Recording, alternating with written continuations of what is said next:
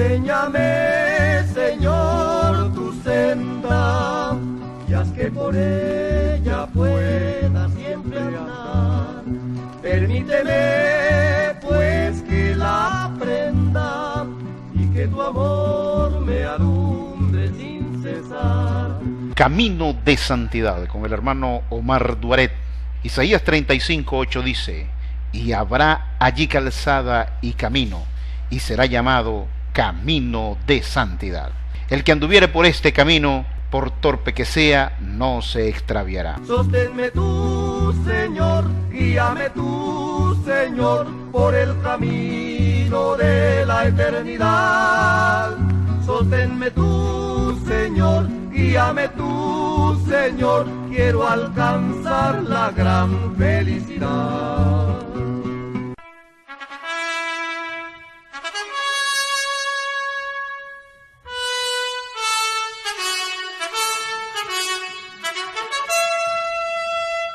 Uno de los argumentos preferidos de las personas que están en contra que la mujer sea pastora, según ellos irrefutable, es aquel que alude que un requisito es el género, es decir, se exige que sea masculino, y preste atención a lo que dicen de manera convencional. Cito: cuando miramos más allá de las enseñanzas de Pablo, vemos que el obispo administrador debe ser marido de una sola mujer. Primera de Timoteo capítulo 3 verso 2. Que gobierne bien su casa y que tenga una buena reputación. Primera de Timoteo capítulo 3 verso 4 y 5. Los diáconos deben ser hombres honestos. Primera de Timoteo capítulo 3 verso 8. En el verso 12, Pablo dice: los diáconos sean maridos de una sola mujer. Otra vez en Tito 1, capítulo 1, versos 5 al 7 dice: por esta causa te dejé en Creta, para que corrigieses lo deficiente y establecieses ancianos en cada ciudad, así como yo te mandé.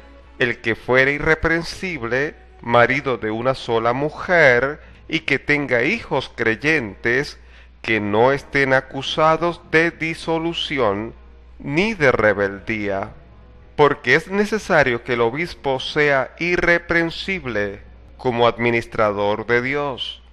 Note que Pablo intercambia el uso de la palabra anciano y administrador. En cada caso se dan instrucciones para que el anciano, el diácono, el obispo o el administrador sea de sexo masculino. Él es marido de una sola mujer, capaz de exhortar con sana enseñanza y convencer a los que contradicen. Tito capítulo 1 verso 9. Los ancianos, obispos, diáconos son descritos como maridos de una sola mujer, un hombre cuyos hijos creen, y hombres dignos de respeto. Además, en 1 de Timoteo capítulo 3 verso 1 al 13 y en Tito capítulo 1 verso 6 al 9, los pronombres masculinos son utilizados exclusivamente para referirse a ancianos, obispos, diáconos. No vemos ningún mandamiento para que las mujeres sean administradoras. Al contrario, a las mujeres se les dice que sean honestas, no calumniadoras, sino sobrias, fieles en todo. Primera de Timoteo capítulo 3 verso 11.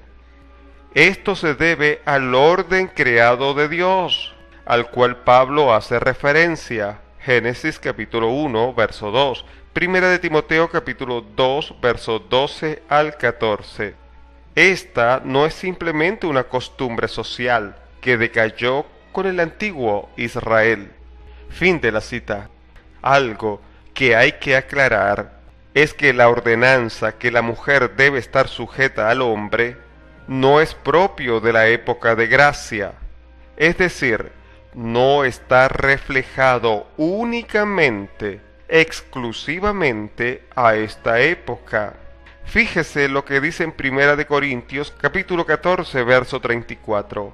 Vuestras mujeres callen en las congregaciones, porque no les he permitido hablar, sino que estén sujetas, como también la ley lo dice. Repito, como también la ley lo dice. Dice el apóstol Pablo que eso viene de la ley, es decir, mantenía su vigencia en la gracia, se le dio continuidad. Si el caso es que por causa de género, y ese mandamiento viene desde la ley, entonces no puede existir jamás un caso donde una mujer ejerza autoridad sobre el hombre. Hay que hacer énfasis que los textos bíblicos, que los amigos que están en contra que la mujer sea pastora, no dicen de manera explícita y directa que la mujer no sea pastora, sino que dice, porque no permito a la mujer enseñar ni ejercer dominio sobre el hombre, sino estar en silencio. Ellos le insertan la presuposición que eso significa que no pueden ser pastora. Hacen un dogma de algo que no está claramente establecido en la palabra de Dios. Lo que sí dice claramente es que la mujer no puede ejercer dominio sobre el hombre. Ahora, observemos que uno de los requisitos para ser juez de Israel debía ser varón, de sexo masculino. Éxodo 18:21. Además, escoge tú de entre todo el pueblo varones de virtud, temerosos de Dios, varones de verdad, que aborrezcan la avaricia, y ponlos sobre el pueblo por jefes de millares, de centenas, de 50 y de 10, varones sabios y entendidos y expertos. Deuteronomio capítulo 1, verso 13 y 15. Dadme de entre vosotros, de vuestras tribus, varones sabios y entendidos y expertos, para que yo los ponga por vuestros jefes. Y tomé a los principales de vuestras tribus, varones sabios y expertos, y los puse por jefes sobre vosotros, jefes de millares, de centenas, de 50 y de 10, y gobernadores de vuestras tribus. Los jueces tenían que ser varones de virtud, temerosos de Dios, varones de verdad. No subestimemos o distorsionemos el concepto de juez. El juez, en la época que no había rey en Israel, era superior en cuestión de jerarquía que un pastor en la actualidad. Un pastor tiene un radio de alcance y autoridad sobre una congregación de carácter local, pero un juez ejercía autoridad, dominio sobre todo el pueblo, sobre toda la nación. Pueden ver la magnitud y el alcance del oficio de juez de aquel entonces. Ahora bien, la Biblia dice que Dios fue quien levantó a esos jueces. No se levantaron por sí mismos, es decir, no fue de iniciativa humana. Veamos, Jueces capítulo 2 verso 16, y Jehová levantó jueces, repito, y Jehová levantó jueces, que los librasen de mano de los que le despojaban. Jueces capítulo 2 verso 18. Y cuando Jehová les levantaba jueces, Jehová estaba con el juez, y los libraba de mano de los enemigos todo el tiempo de aquel juez, porque Jehová era movido a misericordia por sus gemidos, a causa de los que los oprimían y los afligían. La Biblia nos relata que Débora fue juez de Israel. Jueces capítulo 4, verso 4 y 5. Gobernaba en aquel tiempo a Israel una mujer. Escuche bien. Gobernaba en aquel tiempo a Israel una mujer. Débora, profetisa, mujer de Lapidot, y acostumbraba sentarse bajo la palmera de Débora, entre Ramá y Betel, en el monte de Efraín, y los hijos de Israel subían a ella a juicio. Jueces capítulo 5 verso 7 dice: las aldeas quedaron abandonadas en Israel, habían decaído, hasta que yo, Débora, me levanté como madre en Israel. El oficio de juez en esos tiempos bíblicos era un ministerio otorgado por Dios, no por los hombres. Era Dios que llamaba a las personas y las erigía como gobernante. Es por ello que dice que gobernaba en aquel tiempo a Israel una mujer. Si la orden dada por Dios es que la mujer no puede ejercer dominio, ¿cómo es que Dios levantó a Débora y le permitió ejercer autoridad, gobernar sobre todo el pueblo? Si a la letra dice que los jueces debían ser varones, ¿por qué Débora fue juez de Israel? Si los jueces debían ser exclusivamente varones, ¿por qué permitió Dios que Débora fuera juez? ¿Débora fue una desobediente o fue Dios mismo un desobediente a contradecirse a sí mismo? Se contradice si no la leemos en su contexto. Encuentra contradictorio que Dios diga que los jueces tengan que ser varones y permite que una mujer sea juez. ¿Se contradice o somos nosotros que le hallamos la contradicción porque no se ajustan nuestras presuposiciones? ¿No es más bien una interpretación con visos legalistas? Pero no solo en la ley podemos encontrar este tipo de caso, sino que en la misma gracia también detectamos casos parecidos. Uno de los requisitos para ser diáconos era ser masculino y marido de una sola mujer. Primera de Timoteo capítulo 3 verso 8 dice: los diáconos asimismo deben ser honestos, sin doblez, no dados a mucho vino, no codiciosos de ganancias deshonestas. Primera de Timoteo capítulo 3 verso 12. Los diáconos sean maridos de una sola mujer. No quiero que este tema se preste a distracción. Cuando algunos amigos que están en contra que la mujer sea pastora desvían el tema a que diaconisa no es lo mismo que ser pastora, que es un rango inferior. Ese no es el tema a tratar. No es hablar de jerarquía entre ser pastor o diácono. Aquí se está hablando del criterio usado por las personas que están en contra que la mujer sea pastora, cuando alegan que es por el género. Y es a partir de ahí donde debemos concentrarnos.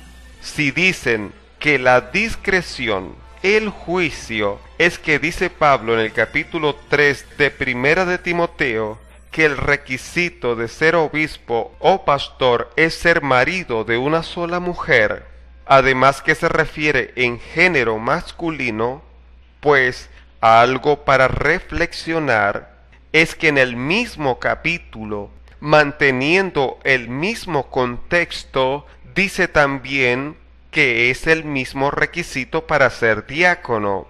Pero fíjese lo que dice las Sagradas Escrituras. Romanos capítulo 16, verso 1 y 2. Os recomiendo además nuestra hermana Febe, la cual es diaconisa, repito, la cual es diaconisa de la iglesia en Cencrea, que la recibáis en el Señor, como es digno de los santos, y que la ayudéis en cualquier cosa en que necesita de vosotros, porque ella ha ayudado a muchos y a mí mismo. Obviamente, si fuera interpretado a la letra, como lo hacen los amigos que están en contra que la mujer sea pastora, no puede existir un solo caso en que esto pueda ocurrir. No quiero la excusa para justificarse diciendo, bueno, Febe no era diaconisa en la misma autoridad que los hombres. No, eso es crear espejismo, distracción para no tratar lo que nos concierne. No hay ninguna parte del Nuevo Testamento que diga que se permita a la mujer ser diaconisa. Y algo digno de exaltar es que Dios usó a Pablo para decir los requisitos, y luego es el mismo Pablo el que dice que la hermana Febe es diaconisa. ¿Qué demuestra con ello? Que las personas que están en contra que la mujer sea pastora son dados a cometer la falacia del secundum quid. ¿Qué es la falacia del secundum quid?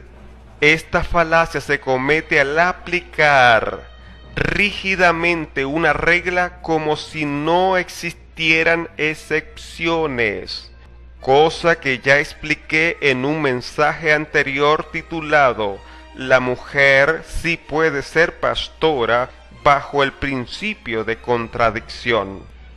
Plinio el Joven, quien vivió en los años 61 al 113 de la era cristiana, es decir, la iglesia apenas estaba naciendo, le escribió al emperador Trajano en el año 111 o 112 aproximadamente después de Cristo.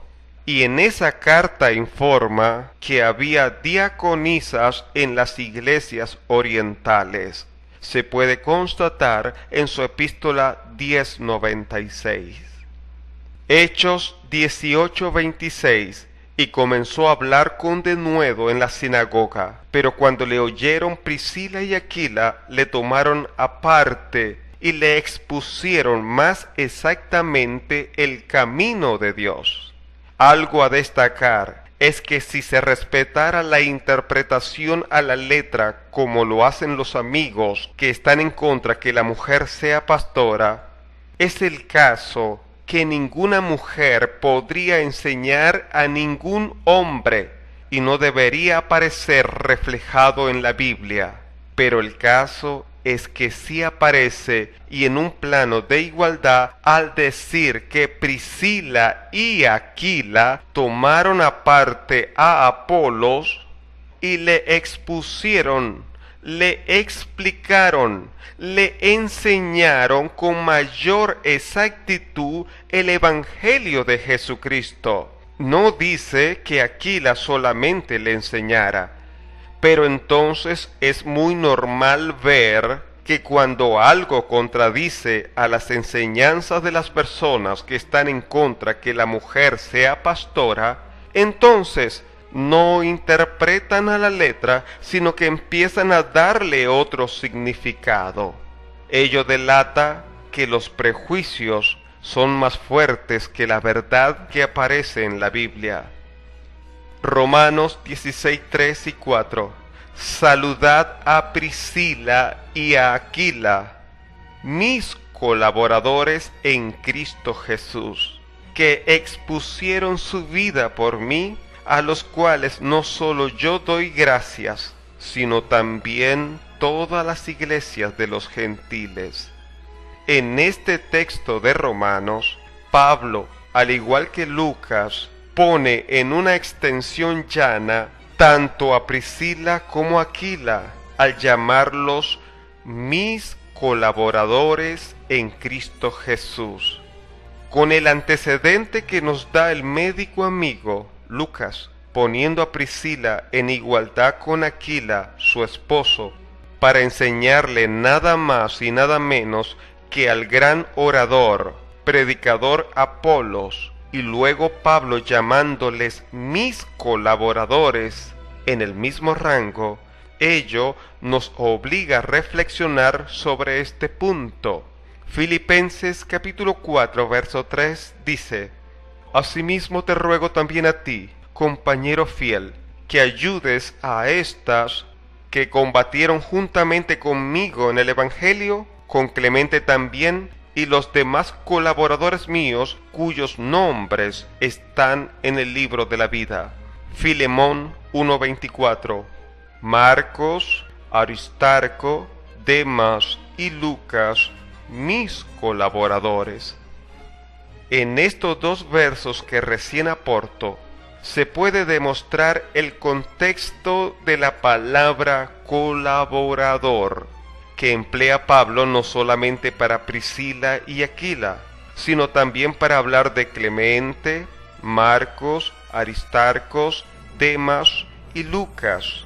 Priscila está en el mismo rango al incluirla como una de sus colaboradoras, como lo era Aquila y los demás. Cuando los amigos que están en contra que las mujeres sean pastoras leen esto, arguyen, alegan que Priscila colaboraba a la manera que lo hacían las mujeres que servían a Jesús. Lucas 8:3. Juana, mujer de Chuza, intendente de Herodes, y Susana, y otras muchas que le servían de sus bienes, o que ayudaba en la cocina y a servir a la mesa, pero que no era en el sentido de predicar o enseñar. Primero hay que aclarar que servir a las mesas no es propio de la mujer. El Señor Jesús servía a la mesa, siendo el mayor. Los apóstoles también lo hacían. Viendo que la grey aumentaba en número, tuvieron que nombrar 7 diáconos que sirvieran a la mesa.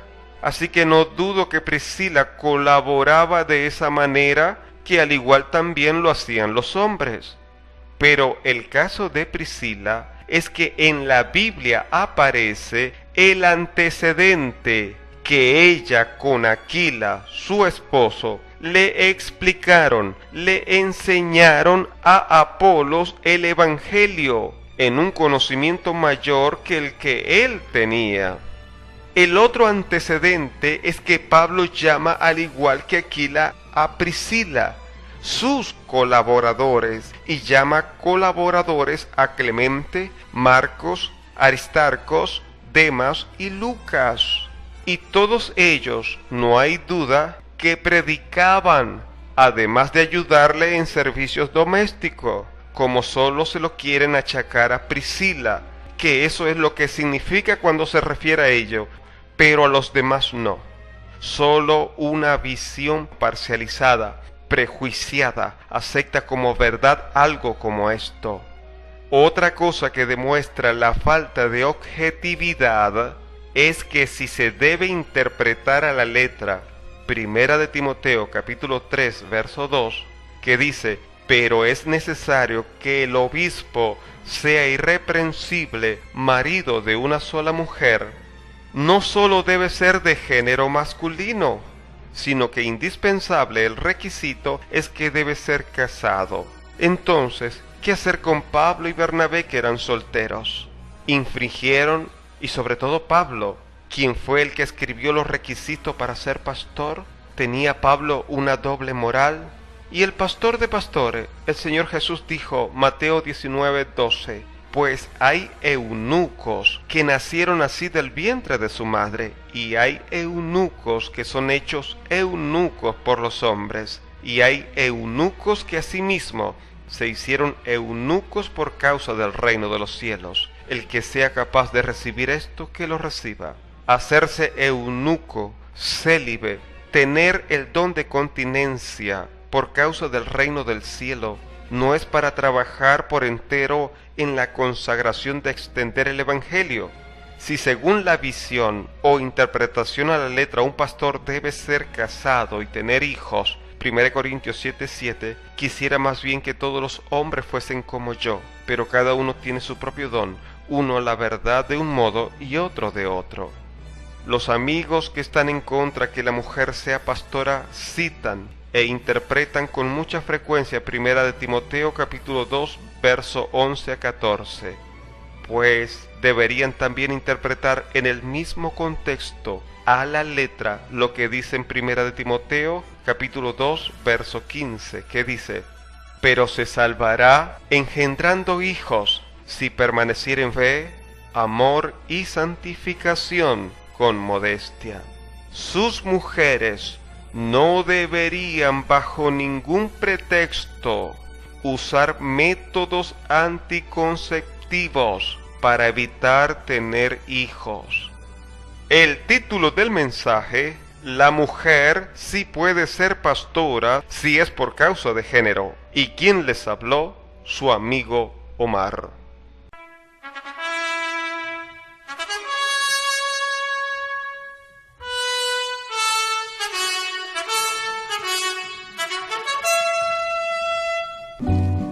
Enséñame, Señor, tu senda, y haz que por ella pueda siempre andar. Permíteme, pues, que la aprenda, y que tu amor me alumbre sin cesar. Esto fue Camino de Santidad con el hermano Omar Duaret. Hasta una próxima entrega. Sosténme tú, Señor, guíame tú, Señor, por el camino de la eternidad. Sosténme tú, Señor, guíame tú, Señor, quiero alcanzar la gran felicidad.